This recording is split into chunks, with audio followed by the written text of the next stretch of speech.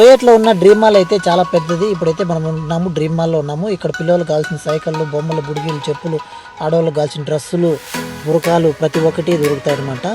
ఇక్కడ మొత్తం మెయిన్గా వచ్చేసి ఎస్పెషల్లీ ఇది ఓన్లీ లేడీస్కి అయితే ఎక్కువగా షాపింగ్ ఏరియా మొత్తం అంతా డ్రీమ్ మాల్ మొత్తం లేడీస్ షాపింగే ఉంది.